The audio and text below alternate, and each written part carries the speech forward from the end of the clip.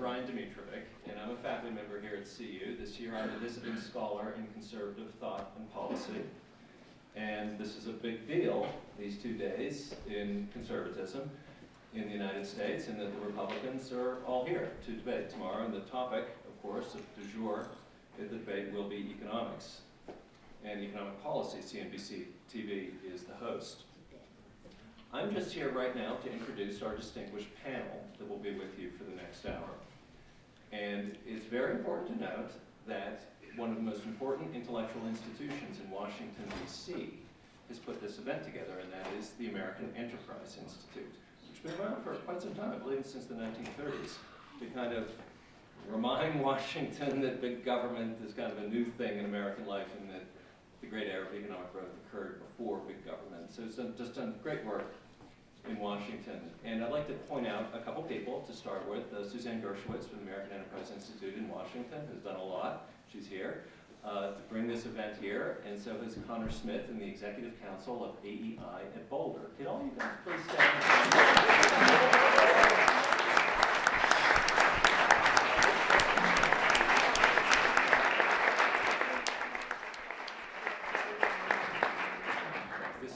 Obviously a first-rate event, so thanks, guys.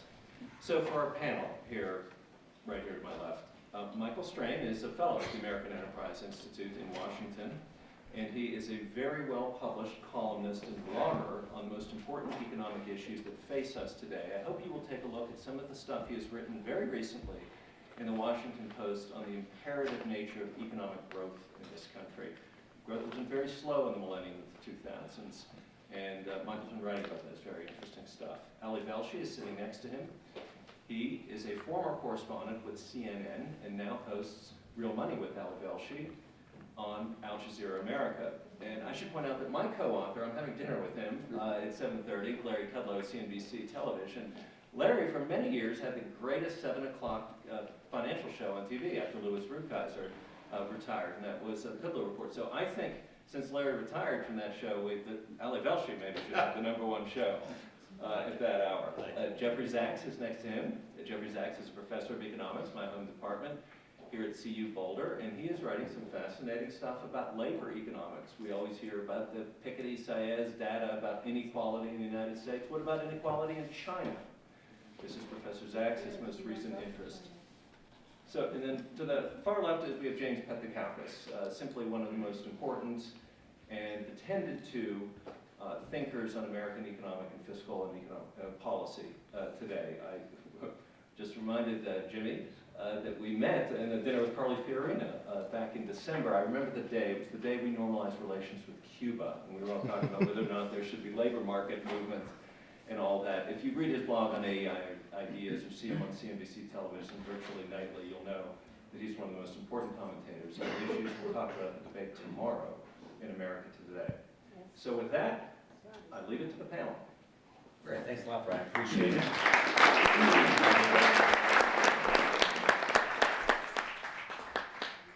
Well, we're going to chat a little bit about as it says, the biggest economic challenges facing the GOP candidates and, more importantly, the nation.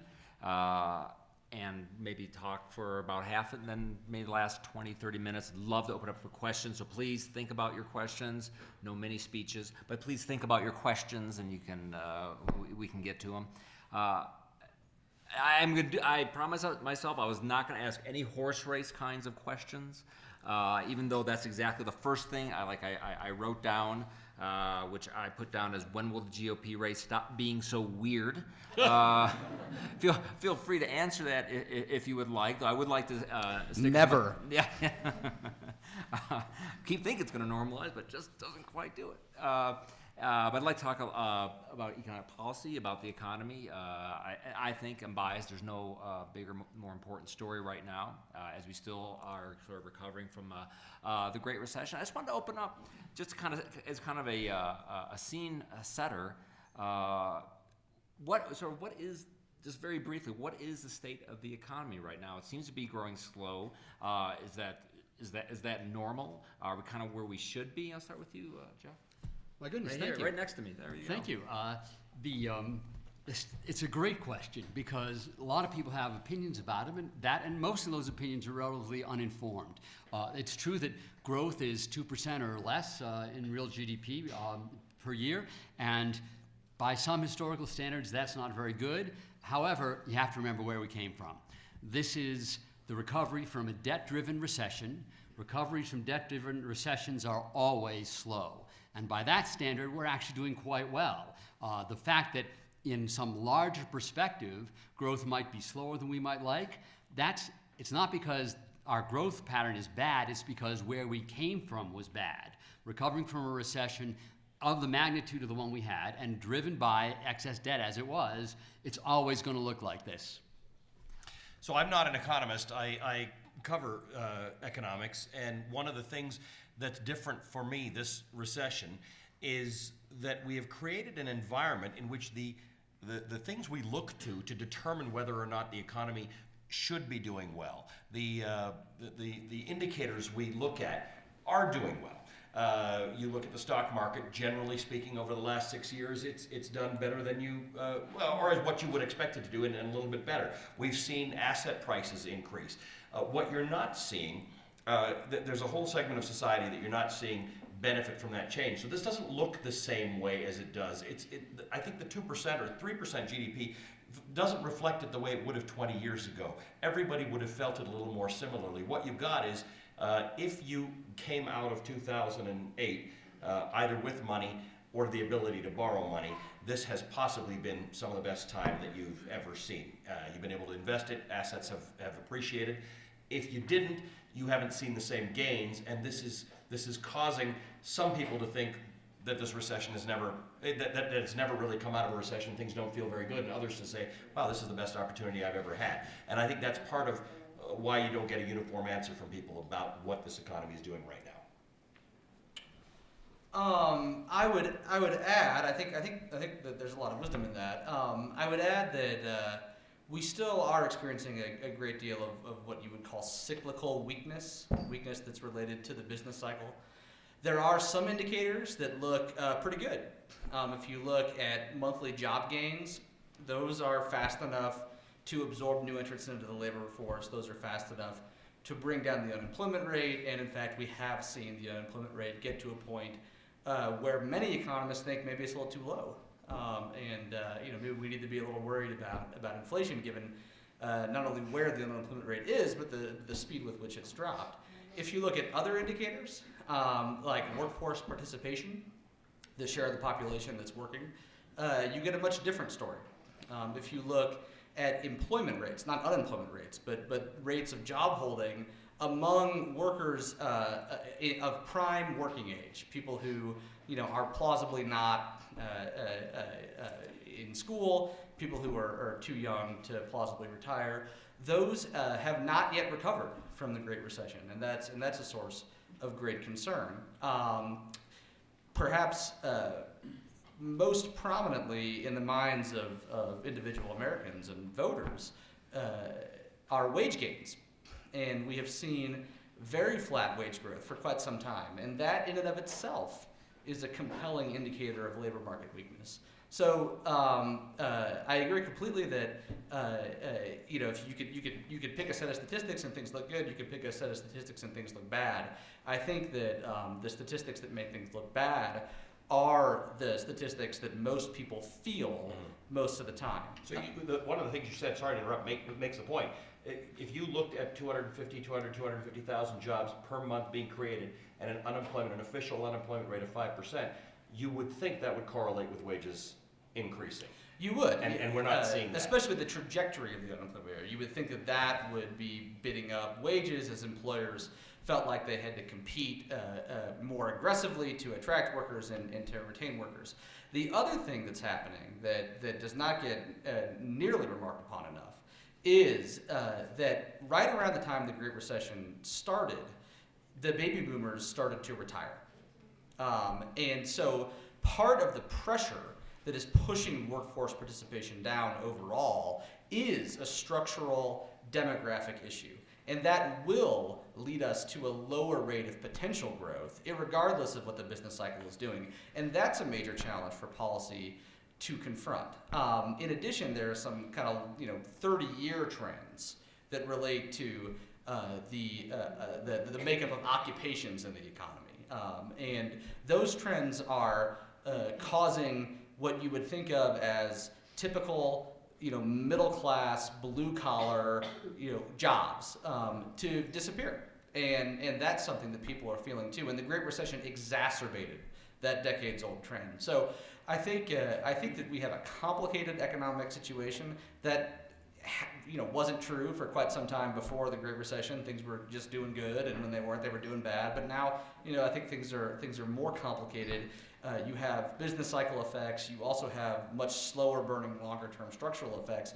And this amounts to a very serious challenge to economic policymakers, and a challenge that I hope we hear about tomorrow night. I'm not terribly optimistic that we will, but I hope we do. And certainly these challenges will be on the president's desk, whoever the president is in 2017, and it'd be nice if over the next few years the candidates spoke to these issues. Right. So we mentioned a few things here. We mentioned slow wage growth, slow growth overall. We're getting lots of jobs, but again, wages aren't growing to the extent we've had economic growth. Sort of the fruits of that growth have not been distributed particularly evenly. We have some longer term trends, the baby boomers retiring, the impact of maybe globalization and technology on the kinds of jobs which are being created. So these are some great media issues. Maybe you said it's complex, maybe one of the more interesting times for economic policy since maybe 1980. Do you guys see that these policies, the policy Republicans are talking about, do they begin to address any of these issues? Have we seen that either on the campaign trail or in the two previous debates, where what Republicans are talking about really sync up with the sorts of issues we are raising? Because when I've listened to the previous debates, to the extent they've been about economics, I've heard a lot about immigration, mostly that, maybe a little bit about taxes. And But that's about it. what you're hearing about immigration is an emotional part of the debate. It's a much more interesting and important debate to have on the economic side. So they have great plans. We're just not hearing about them in this debate. I'll amplify what he said. Sure. Most of what you're hearing on any topic is about emotion rather than analysis. And certainly, having looked at the websites of the candidates that are going to be talking tomorrow, the major thing they want to talk about is tax policy, and there's a lot of noise about tax policy, and the policy changes that they are suggesting would be extraordinarily difficult and challenging politically. Economically, there's no reason to expect they'd have much effect. We're talking about changing things. Maybe if you get it exactly right, you'll get another 1/10 in GDP growth. There's really not much more leverage there than that. In fact, this is not what they're talking about, but more of what if the tax policies that are on the table actually did move in the direction of being adopted, that have much more impact probably on equity, that is, on who gets what, but they wouldn't have much impact at all on how much there was.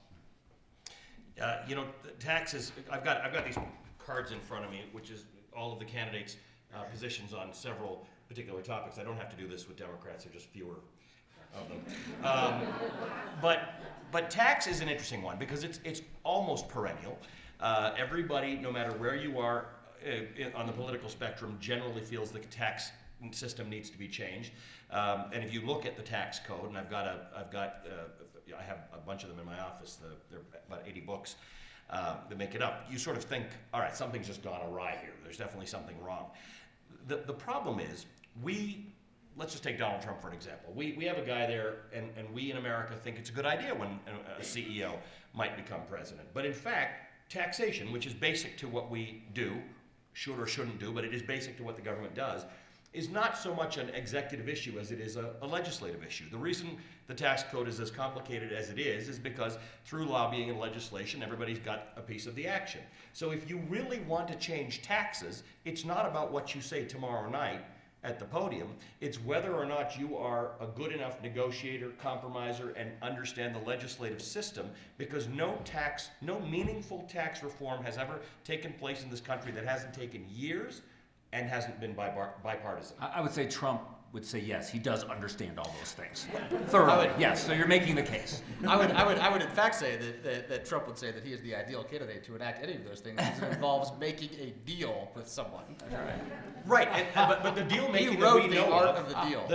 the deal making we know of in the business world, or that you may know of as people who have bought houses or negotiated for a car or anything you've done, is a very different deal making than is now required in Congress. I was kidding. I was. Congress is an unusual. The more important thing to hear from a candidate's mouth tomorrow or at any debate about taxes is not what percent you should pay versus you should pay versus you should pay. That's easy. We can invent that now. It's how you're going to get that done in this Washington in which nothing gets done. That's the person I'll vote for. Is that Mike? But those tax plans, which those tax plans, do they make any sense? Is there anything good coming out of those tax plans? We've been a little bit dismissive of both yes, the content yeah. and ease of passing them. But Sure, so there are lots of good things in the tax plans. If you look at all of them at once, you will see different priorities, and you'll see some of the candidates that want to significantly increase the rewards to saving and investment, which we know is an important driver of economic growth, and we know the tax code currently discourages. You see candidates who want to provide direct relief to families with children through an expanded child tax credit, which many people think is a good idea. You see candidates who want to reduce marginal tax rates in order to increase the incentives to save. You see candidates who want to reduce the corporate income tax rate, which is a serious issue, and that's something that economists from the left and the right agree with, given how high our corporate tax rate is. The easiest one. I think that is the easiest one, given where our corporate tax rate is relative to other developed nations. So if you look at all of them, you do see a lot of good things, and I think that if we enacted some of these good things, there would be a growth impact, at least over, say, a 10-year window as the economy transitioned to a higher level of output. I think that there's a lot to be said for the idea that what really matters is these guys being able to get things done if whoever ends up being elected president. And I also think that focusing on the details is not terribly important, but what you learn from focusing on the details is the seriousness of the candidates and their values, and what trade-offs they're willing to make. And so, okay, Senator Rubio wants to help families more than, he's concerned about, the top marginal income tax rate. Senator Rubio is more concerned about savings investment than he is about the top marginal income tax rate. Governor Bush is more concerned about, bringing everybody's taxes down. And so you can kind of get a sense as to what they think that their priorities are, even if the specific mix isn't legislated. I got to make a couple remarks in response to that. One is that there may be good things in the platforms of each of these candidates, and by the time you finish choosing the good things out of each of them and putting them all together, you've got a tax code that's every bit as complicated as the one we already have. So that's not the right direction to move in.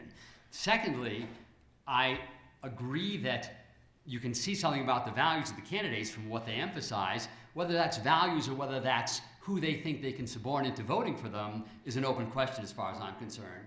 Third, while there's a lot of talk about manipulating incentives through the tax code, it has to be understood that the ability to do that is very, very limited. The sensitivity of things like savings and investment and work effort to marginal changes in the tax code is close to zero.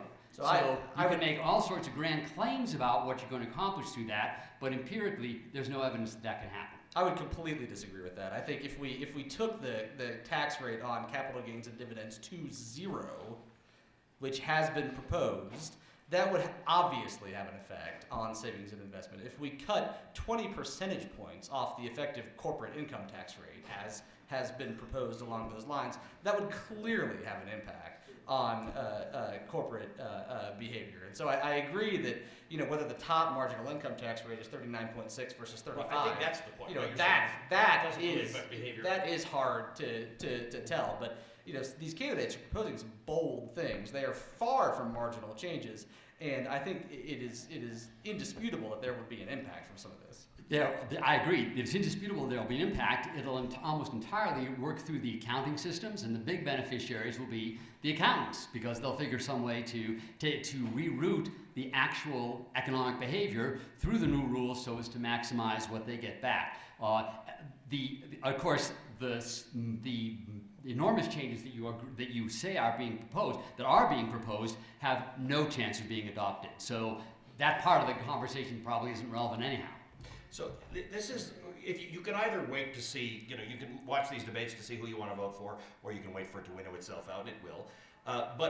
Where I, as an economics journalist, this is where I separate grown-ups from kids on the tax issue.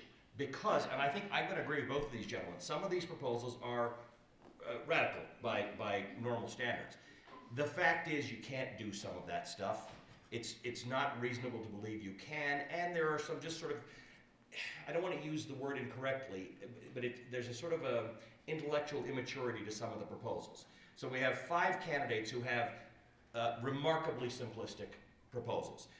4 of them are proposing a flat tax, and 1 is proposing a so-called fair tax. They're very they're similar-ish in nature. They always sound better, and they don't capture the sophistication of our economy. The other 4 candidates, there are 4. There's 1 who hasn't sort of come out and said something yet about taxes.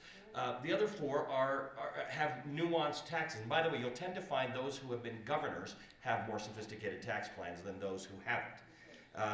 And so that's the one area that I would separate them into. It's early days, maybe it's not time for you to have your tax plan, maybe you haven't put enough research into it, but you've got a lot of time for ads and a lot of time for campaigning. This is where the nuance shows. It's not just an emotional issue. You have to say, I'm going to reduce taxes on this area by this much. It's going to be made up for here. Donald Trump's got a remarkable idea about taxes. It's going to cost $11 trillion, and we haven't quite explained where that's going to come from. And it's kind of interesting. A lot of the stuff he proposes to want to do makes some sense. But there's always the other side of the ledger. So I would watch carefully for what they say they're going to do on taxes and how realistic they sound. Anybody who tries to sell you a tax plan that's too good to be true, it's probably too good to be true. And there's been an interesting evolution on this. I mean, if you think back to the last election cycle, Governor Romney wanted to do a big tax cut, but he also wanted it to be deficit neutral.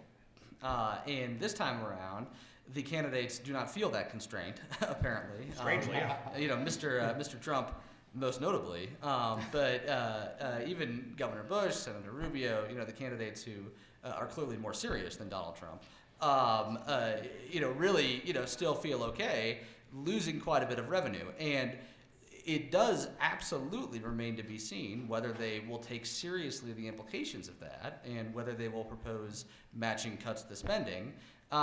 Still a little early. Maybe they will, maybe they won't. But at this point, they haven't moved as far in that direction as they need to. That's an excellent point. And historically, people keep returning to the Reagan tax cuts, the Reagan tax reform of 1986, which was, I think, a remarkable achievement. But of course, one of its hallmarks was precisely it was revenue neutral. That was an expectation going in, and that took a lot of negotiations off the board and allowed the remaining negotiations to solve. So in addition to being heavily bipartisan, as was said, the revenue neutrality, what we saw was successful tax reform in our living memory requires both revenue neutrality and heavily bipartisan effort. And it took a lot of time and effort and getting it done. It's just not easy. It may be very necessary, but not easy. Now, having said that, President Bush, George W. Bush, was able to push a tax cut through that was quite expensive, and it did not require the kinds of political deal making that we saw in the '86 reform. So, if one of these guys wants to propose a $1 trillion tax cut, and they win the election, and there are a lot of Republicans in the Congress, that's something that I think is certainly a real possibility. I would guess that most voters, when they go in the voting booth, they will just assume the Republican candidate has a giant tax cut plan. Maybe they may even have to come up with one. The Republican, they want to cut taxes. But do you think Republican candidates, when they're putting together these policy agendas, and maybe they're thinking about some of the issues we talked about, wage stagnation, economy's not growing fast enough, maybe the fruits aren't being distributed particularly evenly. that they're asking the tax code to do too much of the heavy lifting, and there's not enough emphasis. I mean, look, what issue we've talked about so far? We're talking about Republicans, we've talked about taxes, but what about all the other issues? Did they just not get play? Are they just not as important with Republicans? Whether it's, they like to talk about regulation, we don't talk about that much, or education. Do any of these are we just asking taxes to do too much to deal with all of these issues, even if we believe Dr. Strain is correct and they have great effects? Can I give you another perspective on this? I'm born in Canada, and we just had an election in Canada on last Monday. And the Conservative government, after 10 years, was thrown out. Now, let me just tell you, Canada generally votes for a Liberal government. They run a bit of a deficit, and then every 2 or 3 administrations, you have to get the Conservatives in, clean up the books, and then this is usually what happens. They stay in for a couple terms, and then they get thrown out. So that's just sort of a natural pattern. But here's the interesting thing. The Conservatives struggled in Canada in this last election because of this income inequality issue that Democrats love to latch onto and talk about, and Republicans are a little less enthusiastic about talking about. And part of the problem is that Republicans and their tax codes and their sense of fiscal responsibility plays well with working class Americans. Some of the things that Republicans talk about in these campaigns and these debates play very well with the wealthiest of Americans. And in Canada, they couldn't bridge that gap. They couldn't decide who they're playing to. They were playing to an audience that donates and that keeps the political class going, and we're losing the middle class, blue collar in many cases, worker who believed in strong bedrock, fiscally conservative principles. And in the end, they lost the election in part because they lost the main base while catering to tax things that appealed more to the wealthy. And this is an issue that Republican candidates have got to come to terms with in America, because there are some things about balancing the books, spending less, but spending on the right things, dealing with some of the unequal distribution of the pie, which will appeal to a much broader base than the things that appeal to the wealthiest in society. And that's a challenge for Republicans right now. I might have to quibble with that a little bit. I don't see a lot of evidence that the American people are concerned about income inequality per se. I certainly follow public opinion much less closely than Mr. Velshi, so if I'm getting this wrong, please tell me. I recall seeing opinion polls that ranked income inequality not high up on the list. They are concerned, I think, about their lives. And they're concerned about the cost of college for their children. They're concerned about the cost of health care. They're concerned about getting sick or having an accident and not being able to pay the bills. They're concerned about the quality of the schools their kids go to. They're concerned about their paychecks. And I think that Republicans have traditionally done a poor job at speaking to those issues. And I think that in the last presidential election, Republicans did a very, very poor job at speaking to those issues. I think that some of the candidates seem to have learned from that. Again, there are many of them, but Governor Walker, before he dropped out, he had a real, healthcare proposal. Governor Bush has a real healthcare proposal. Senator Rubio has a real healthcare proposal. Senator Rubio has done a lot on higher education. They've talked about entitlement reform as a group, and they've talked about tax reform. Now, taxes do, suck up a lot of the oxygen in the room, and the candidates so far have done not nearly enough to highlight those issues to the American people and to talk about their solutions. So they haven't cleared the bar yet by any stretch, but they are further along now than they were last time for sure. And even if they're not talking about this stuff, they're clearly thinking about it, because as a group they have some ideas about it, which is improvement. Dr. Strain makes a really good point. One of the aspects of the current American political climate that I find most interesting and perhaps most surprising is how unperturbed most Americans are, especially among those with lower incomes, about inequality. The fact that other people make more doesn't seem to bother many of them. And so while the Republican Party hasn't made a great effort to address the issue, I think tactically it's an understandable decision. There's not necessarily a need to. What's more interesting to me is how little the Republican Party has at this point to offer those with lower incomes. So, for example, what may perhaps be the most emotive economic issue of the campaign has to do with the estate tax and the apparently universal interest on the part of the Republican Party to abolish it. Well, I understand part of that argument, which is if you made the money, just because you're dead doesn't mean you shouldn't be able to decide where it goes. You earned it, why not? That makes a lot of sense, but at the same time, if you allow unlimited inheritances, the one thing you are guaranteeing is that the playing field is not level. And the less you interfere with the transfer of wealth between generations, the more you ensure that some people are going to start out a lot better off than others. I remember being told, I don't know if it's true, that Donald Trump inherited $250 million. Well, I got to tell you, the first $250 million is the hardest, and so that kind of head start is going to make a difference.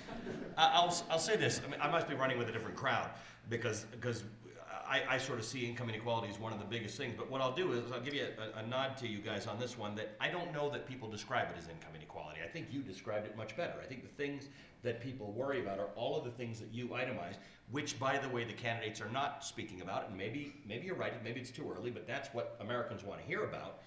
I think it should be talking about. That said, what they do witness is they witness those old indicators that I started talking about. They witness the stock market hitting new highs.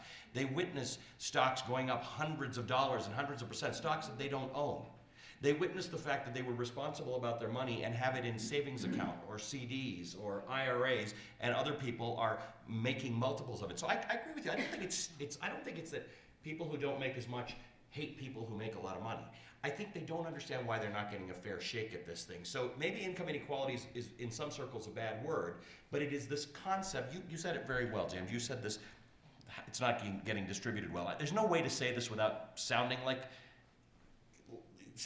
the way it's not supposed to sound, but there are people That's who how just it feel is. they're not getting a fair chance to grab that apple. So maybe they're using these terms as kind of catch-alls. They might be, right. To get some sort of deeper anxiety. I mean, if you look at polls, still, here we are, I don't know, 6 years since the start of the Great Recession? No, 6 years since the recovery began. Into the recovery. And 70% of the people think the country's still headed in the wrong direction. That's a really high number. There's a tremendous amount of anxiety. And from what you've heard from Republicans, do you think voters maybe don't follow it every day, but they're tuning into debates, maybe just to see Donald Trump, but they're tuning into these debates? And if they're worried about what kind of education their kids are going to get. Can they afford college? What kind of jobs? Are the robots going to take all their jobs? Are they hearing anything from Republicans or even from Democrats that would tell them, yeah, listen, there's hope, things are going to get better, you don't have to worry, we have a plan, we can deal with this? So I think you're hearing two things that are interesting. One is you're hearing from Carson and Trump that I'm not part of the stupid system that made this mess. And then you're hearing something which it's always fascinating to me that this doesn't resonate. It didn't resonate from John Huntsman last time. It didn't resonate, it's not resonating from Kasich this time, or from Bush, or from Christie, where they've got a fairly measured view of how they're going to fix this. So you'll notice when you look at people's tax policies, you'll find that those are the most measured tax policies, these governors, because they know what it takes to change taxes and what it changes to talk about, retraining people, increasing wages. And I think those are the two sides that you're seeing form. I wasn't involved in the mess that we all think we're in, and I have the best chance of fixing it, but it's not that sexy. And everybody else is in the middle.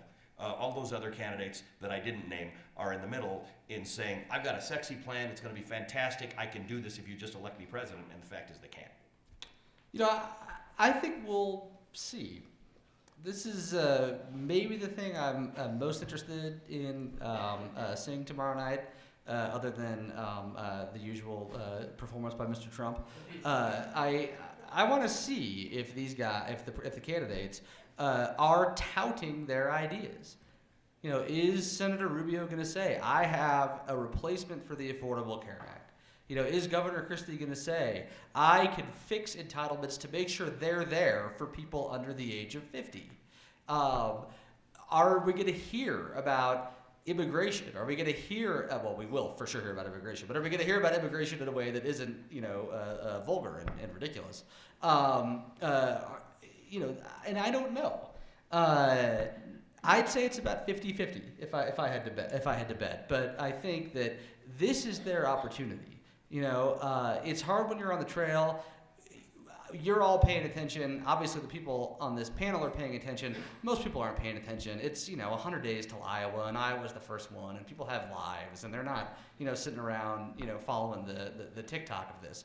But this is their opportunity to tout their plans for wages, incomes, healthcare, higher ed, K through 12, and we'll see. I think it's too early. This last point, though, is really important. In the long run, the only solution is education. That is, you've got globalization, you've got improving technology, you've got increased mechanization. How are individuals going to find a happy place for themselves in that context? And the answer is they've got to bring more to the table. And there are plenty of good jobs out there right now. There are seniors graduating from college with engineering degrees who are getting paid $90,000 a year as software engineers. There are political scientists. I know of one. There's political scientists graduating into $60,000 a year jobs in high-tech sales. There are good jobs out there, but you're not going to get those jobs with a GED. No way. You're probably not going to get those jobs with a high school education. You're probably not going to get those jobs if you made your way through college. If you spent more time in the fraternity than in the classroom in college, you're probably not going to get those jobs either. So in the long run, that has to be the solution. And I think we're hearing little nibbles of noise about making that solution more widely available, but nothing that amounts to anything like a policy at this point, and certainly nothing that amounts to a believable policy. I think the fraternity stuff is called networking. So that's the justification I hear. I hear it too, and it's generally after I've given a C. All right, developing soft skills. I think if you want to start opening up for questions, I think we can. I just want to say one more thing. So quickly, if there's mics or how we're Education is a slow-acting issue. Governor Bush wants to double the earned income tax credit, which is an earning subsidy for low-income households. Senator Rubio has some really innovative ideas. That tends to get bipartisan support. From leaders. It tends to get bipartisan support from leaders in Congress. Senator Rubio has a similar proposal. I certainly hope that whoever's asking the questions is going to ask about wages and incomes and take-home pay. Are we going to see the candidate say, well, I actually have something that can help the American people the first year I'm in office, and I've already proposed it and it's on my website? Or, are we not going to hear that? And I hope we do. All right, excellent. All right, I think we'll take a few questions. I'm assuming you down there had a question for someone. I can't think of the lights and the... Who has one? Who has? Oh, right here. This gentleman right there, directly in front of you. Lucky him, he's right in front of you. Thank you. When I read Charles Murray Coming Apart, the thing that didn't strike me quite as much as the increase in variance for social status that he went on about didn't worry me quite as much as one other statistic that seemed to get buried, and that is the fact that social mobility has been decreasing. It is becoming harder and harder and harder for folks from disadvantaged and even modest backgrounds and all that to actually make it. And many, I'm sure, are feeling that they're just treading water instead of making any progress with respect to this. My question is, because I'm not an expert, is that indeed the case? And second, what should be done about it? Well, I think it depends on how you measure mobility. And it depends on how you conceptualize it. So, imagine that there are 10 people in the economy, and you can rank them by how much income they make in a year. One measure of mobility says, how often does that ranking get shaken up?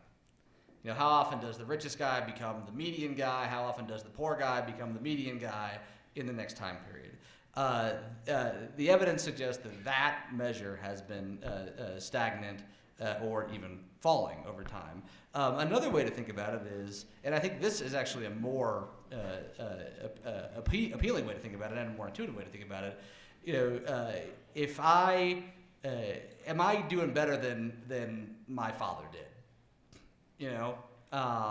When my dad was 40 and I turned 40, am I doing better than he did? And that looks actually not bad. There are many more layers to this, and it's actually a deeply philosophical question about what the right amount of this should be, and it's very normative. But I think that my takeaway from the public conversation is that the public conversation makes this out to be a crisis more so than it is in reality. So we've spent 2 years now on a special study of the middle class because of some of the things that Michael said. It's very hard to determine what that even means. So we spent a lot of time trying to figure out what middle class is in different parts of the country. But we ended up following 3 families now for almost 2 years. They have a combined income of $100,000 or more in various places. One's in Long Island, one's in Chicago, one is in Tennessee somewhere. And we sort of document their struggles. And one of the biggest determinants of, there are a few things that people talk about in America. If you ask them, what does middle class mean? It's aspirational. It's the idea that you can do better than your parents, that you can improve your status, that you can take a vacation. And people don't mean a European vacation. They might mean a week at a national park. The idea that if you get sick, something bad isn't going to happen to you, or that if your boiler falls apart or your car gets stuck or your roof springs a leak, it doesn't set you back into some terrible situation. And all of these people over the course of 2 years have had setbacks which say they're not feeling stable. They are too easily set back. So the concept is you can be in the middle class, but it used to be, according to some tales, that you worked your way up from the working class into the middle class, and you were relatively secure if you got there, because you did something to get there, and you made sure your kids did that same something, get a good education, and carry that on and do a little bit better, and you had some savings. Well, these folks, in many cases, don't have savings, and they are this far away from they're one catastrophe away from sliding down out of the middle class. So I'm not sure I'm as worried about whether the mobility itself is there, that people move around. I'm more worried that I see a lot of this. I see a lot of falling, and it's unclear how they get back, and people lose a lot of hope out of that. That's what I think the challenge is. So it goes well beyond tax policy. One thing I'm really interested in not hearing about, but I'm going to hear about it a lot, is that if we just do this, economic growth will be this, and it'll be a number, and unemployment will be this, and we'll create this many jobs. It's so much more complicated than that. The well-being of Americans is not about that. It's about something much more sophisticated. Are we preparing ourselves for the workforce of the future and for making sure that people can stay in that middle class that they worked so hard to achieve? I agree that the standard measures of mobility, the ones we're familiar with, of whether or not you were at the bottom and now you're at the top, those show relatively little mobility in the United States. At the same time, I also agree that I don't think that's a particularly interesting measure. I'm also a little suspicious of this idea, am I doing better than my dad? That's got weird Freudian overtones that make me uncomfortable. Mom is Freud, not dad. Oh, well, all right. But I think the last point is probably the most important one. I'm guessing, and this is an instinct rather than a conclusion, but I'm guessing that what we have seen perhaps is an increase in vulnerability.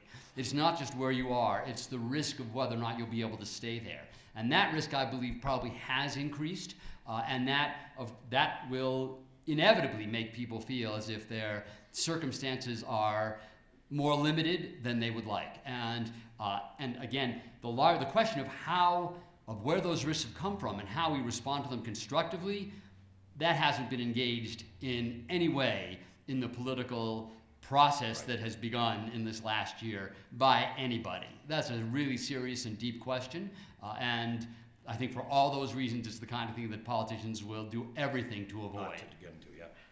Right. Next question.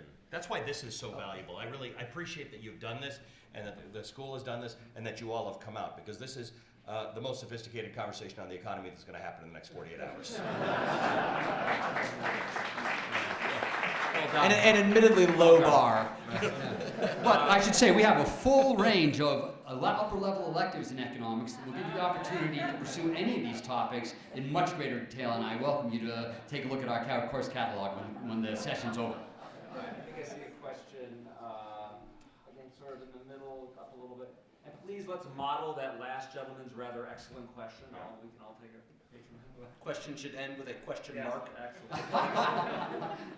So, there has been a lot of talk about savings and growth in the economy. We currently have a 0% interest rate coming out of the Federal Reserve. Some candidates, particularly Rand Paul, has talked about the Fed in their legislative history. None of the other candidates have brought it up. And how do we square savings with having a 2% inflation rate over time, that the Federal Reserve is going to destroy 2% of our money's value every year by doing that? So that's my question. Or my question is, what's the Fed's effect on the economy, and what can we expect from the candidates on the Federal Reserve? Nothing so far, I think, in any of these debates. I'm not sure about. Well, I think we need a lot of gold. I think. This would be a great question to ask in an upper level elective. I think the economy sets what you would think of as a natural rate of interest, and then the Fed can either go above or below that to tighten or to try and spark a bit of expansion. And there are a lot of people who think that 0% is actually a contractionary interest rate, given the fundamentals of savings and investment and loanable funds and liquidity and all the things you can learn about in a money and banking class. Obviously you don't hear any of that from Senator Paul. I think the Fed, to answer your question perhaps more simply, the Fed has a big impact on the economy. The next president will appoint people to the Federal Reserve Board of Governors and will appoint a chair, and it's a very important issue. This is way above my pay grade. I will say this. I like a lot of what Rand Paul has to say. I like a lot of what Ron Paul has to say. They're a little bit weird on the Fed. I think there are moments where the Fed has really come to the rescue, not only of the U.S. economy, but the global economy. I share the view that keeping interest rates this low for so long has been detrimental, particularly to savers, and has encouraged a certain amount of risk and asset inflation. That's all stuff you would know. I draw a line about thinking that there's something nefarious going on. I would say that Ron Paul and others have done some work at creating greater transparency, and since I've been covering economic news, we never heard anything about it. You didn't even know, I don't know if you guys remember, you wouldn't even know if the Fed actually did change its target rate for interest rates. You'd have to see what interest rates did. There's no announcement. Now they have press conferences and they take questions and they make speeches, which sounds silly, but it actually is very helpful for economists and journalists to be able to parse what they say and get meaning from it. So there is more transparency with the Fed. There probably should be yet more because it's that important, but I don't know that it's some plan to do something bad. It's clearly not a plan. Senator Paul is not correct in his views on the Fed. I agree that there hasn't been much talk about the Fed among the politicians, and I hope it stays that way. For all the faults that you can ascribe to the Fed, they've actually done a terrific job in a very difficult set of circumstances. And while it could have been better, the idea that it would be even better if somehow elected politicians interfered, that is absurd to the point of disgust. Now, the deeper point here, which is that interest rates are as low as they are, I agree, raises very concerning questions about the long-term future of our economy. And certainly having a return on savings that is essentially zero is a terrible signal about what we think the future is likely to be and what we think we'll be able to afford in the future. I think the Fed has been maneuvered into a position where that's the best it can do, but I agree with them that the opportunity to raise it and with it the inflation rate would be a very important precaution for moving forward into the future. Remember, as we said earlier, this recovery is already 6 years long. We're still at 0%. We're still at 0%, but moreover, again, and as I said at the beginning, the recovery is weak because it had to be weak. There was no way to recover more strongly, but 6 years is a long time for any recovery. So sometime in the next administration, the odds of a recession sometime in the next administration are quite high. I don't see the imbalances, the specific imbalances that will lead us to that immediately. But recoveries never go more than 10 years. So when the recession comes, the Fed has got to have some ammunition with which to respond to it. And if the interest rates are already at zero, its opportunity to say, all right, we're going to respond by somehow loosening policy even greater. Getting the interest rate below zero requires a whole set of mechanisms that we have never even conceived of, much less tried. So leaving the Fed with no firepower when that happens is a terribly dangerous thing. The one thing I can be sure of is that Janet Yellen is aware of that. I should have mentioned this earlier. Nothing you hear is actionable investment advice. Past results don't guarantee it. Okay, another question. there, maybe a blue shirt. Thank you very much. I'd like to follow up on a statement you made about our jobs going to be replaced by robots in reference to the recent Yes. series of articles in Foreign Affairs, Yes. particularly related to middle class. The types of jobs that we traditionally have for the middle class are being replaced, being automated for better or worse. So what effect does that have in terms of economic policy going forward? Thank you very much. That's a really interesting question. And as you can imagine, that's a question that's been relevant for the last 3 or 4 centuries. Once we had the Industrial Revolution, we were always going to confront the question of what happens when the technology improves. And the first answer is, for most of us, our lives get better. And the second answer is, most of us adjust somehow. And the third answer is, if we don't adjust, well, rather, what are the options if we don't adjust? If you're concerned about having more jobs available for people who are not high skilled and not well educated, here's an easy solution. Step on your cell phone right now. And we can replace that whole machinery of cell phones with telephone operators. We used to have millions of them, and they weren't very highly trained. If you want to recover those jobs, I don't see anybody moving to their pocket. I don't know why, but roll back the cell phone revolution, and you can go there, right? So that's the question. Are you willing to hold back the economy and the well-being of everyone in some sense in order to preserve jobs which cannot be done as well by people as they can by machines? Over time, the decision we've generally made is no, we're not willing to do that. And so the other response is, for those people who are most vulnerable to mechanization, we have to be alert to them, and we have to do what we can to help them adapt. And one of the adaptations is going to have to be to remove the expectation that once you get a job at age 25 or 30, you can expect to do that job until you're 60 without any change. And to the extent that we have that expectation, that's a big piece of where the sense of failure is coming from. So this is an area we spend a lot of time on. I happen to be on the board of the X Prize, where we hold competitions to come up with yet better, more efficient technological ways of doing things.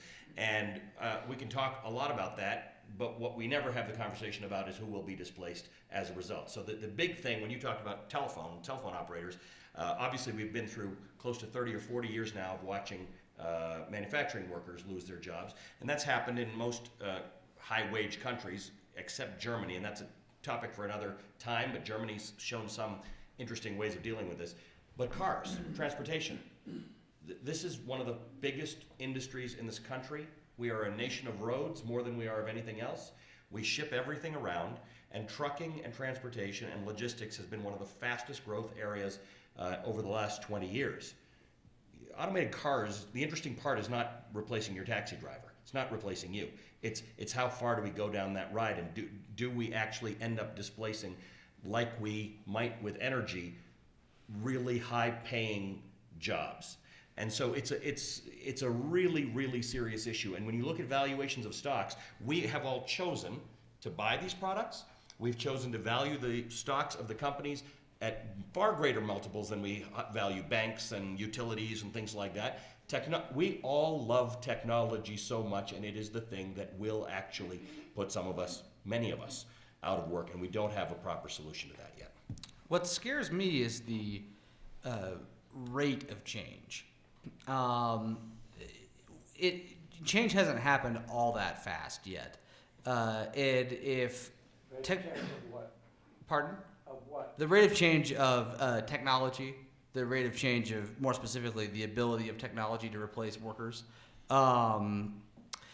If we continue kind of along at the speed we've been going, that'll ruin a lot of people's lives. But I think it'll be manageable, and we needed to find ways to help those people, and I think we will be able to. If there is a sudden acceleration, then that will make it really hard for policy to help those people and to create avenues of advancement for people.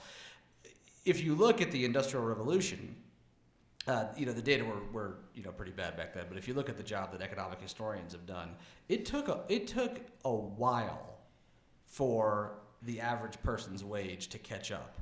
And that led to a lot of hardship in a lot of cases. I think certainly over a 75-year time horizon, it'll make everybody better off. But it's something that we need to keep an eye on the pace of change, and it's something that I agree is a very serious issue. Right. Well, think about the pace of self-driving technology, and then think about the fact that in 28 of the 50 states, the single most common job is truck driver. Put those two things together. Couple more.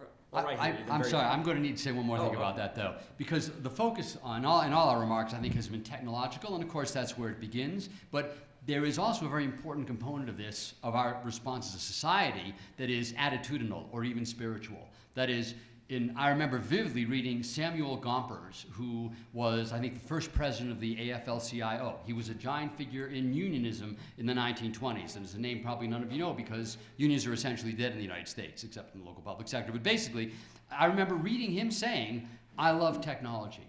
I love technology." And the reason is that as long as I've got a man with a shovel digging a ditch, he's never going to make more than $2 a day.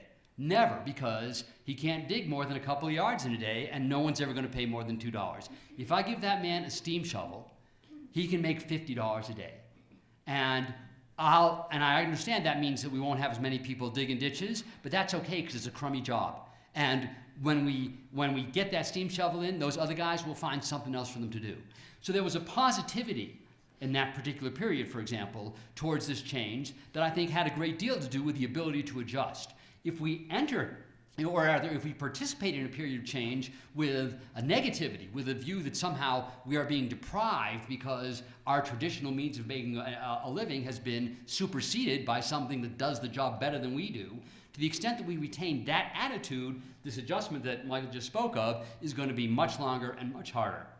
A lot of this has to do with just the way we embrace or choose not to the technological change that may be inevitable. Great point. Yep. Right here. We're in the mic. So we're on a university campus.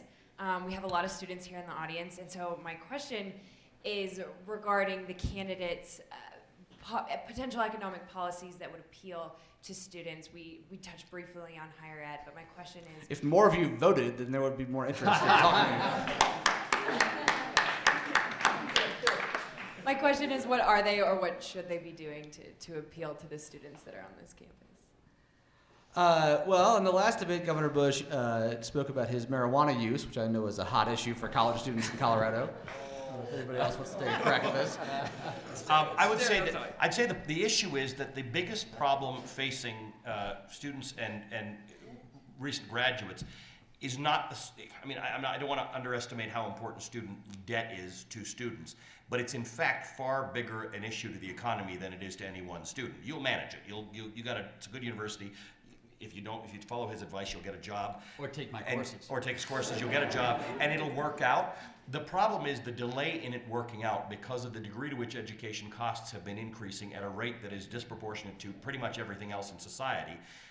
Means that it takes you longer to get started. And we've built a system, we've built an economy that's based on expectations that X number of years after you graduate, things will start to happen. You'll become an economic participant in a meaningful way, including either renting a house or buying a house, so that you guys all decided to go home and live with your parents messed up our model.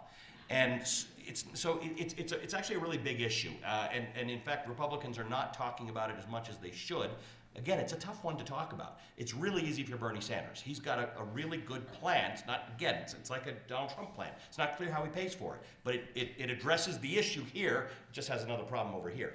We do have to take very seriously what we do if we continue to burden you. If we keep on giving loans, which is the system that we have now, it has actually been the feeder for the increase in education costs.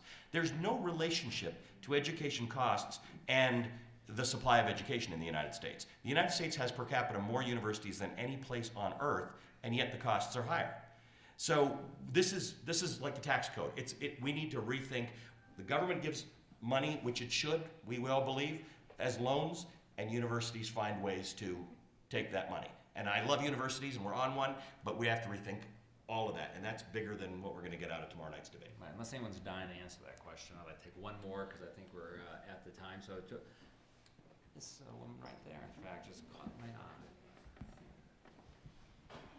This is a question about a concern on the minds of millions of responsible Americans who either pull out of their driveway going to work in the morning or who are now living on, say, their 401ks and those amounts that they have amassed in their life. And that is, do you see in any candidate that you would be willing to name a fiscal policy, including all the minutiae of a good economic plan, that would address the hideous debt hanging over this country? It's unsustainable. We're racing toward $20 trillion. Donald J. Trump. He's going to pay it off himself? No. I think, and we've talked about this before, from a different angle, but the candidates many of the candidates are proposing very serious tax cuts that will reduce the amount of revenue that flows into the Treasury. And if they do not pair that with spending cuts, then that will increase the debt. And so, in fact, I see exactly the opposite. I see the candidates not taking it seriously enough, and proposing policies that will make it worse. The historical record shows that every Republican president, since starting with Richard Nixon, has set a new record for deficit spending. So while their rhetoric is often about fiscal rectitude, their conduct hasn't been consistent with that. So I agree, there's great reason to be concerned. And the one policy that three of them, I guess I have Ben Carson, Marco Rubio, and Rand Paul as being behind, that is positioned as perhaps addressing this, is the balanced budget amendment. That's for children. The debt is a problem. But debt so the millennials don't like it, is that what you're saying? saying? No, I'm sorry. No. I certainly hope no one trained at the University of Colorado is foolish enough to fall for this. Debt is a tool. Has it been misused? And to a large degree it has. But when you misuse a tool, you don't blame the tool. You blame the artisan. If you hit your thumb with a hammer, you don't throw the hammer away. You either learn to use it correctly or you hire a carpenter. The same is true of debt. Debt is a tool that... And the debt ceiling. Yes, debt is a tool that many of us have used in very constructive and productive ways. It's appropriate to use debt, for example, when you're investing in long-lived assets like roads or airports. It's perfectly reasonable to finance those with debt. If the debt's been misused, then the solution, and if these particular politicians feel that they can't be trusted to use debt appropriately, then the right solution is for them to withdraw and allow politicians who are more competent to take their place and use this tool appropriately. All right, I think we have to wrap it up. We can't do more. Do you want one more? Can you want to do another one? I'll stay all night. I don't know why you're trying to kill the party. I'm being motioned. Oh, are you? I'm being motioned to kill the party. Somebody's got I stuck up behind me there. It's me again. Yes. I'll say Well, one he's 3 thing. on 1. We can take him down. I think we probably could. Yeah. I'll say one thing about one of the most famous and important AEI scholars of all time, and that was Herbert Stein, the late Herbert Stein, who was Nixon's chair of the Council of Economic Advisors, and he said the most famous comment, really, of the Great Recession era, that all unsustainable things must end. The thing about this panel, it was clearly very sustainable. I mean, they could go on, and yet it must end. How can that be? So, thank you very much to Michael Strain, to everybody. And there's a great recession. Yeah. There's a great recession that's been going on since 2007. And tonight, there's a great reception with gourmet food right back there. And this conversation does not have to end because it's so sustainable. You can have it in the back of this room. Thank you to AEI. Thank you to AEI on campus and all our sponsors. It was a great event. Thank you, University of Colorado. My show tomorrow at 7 Eastern.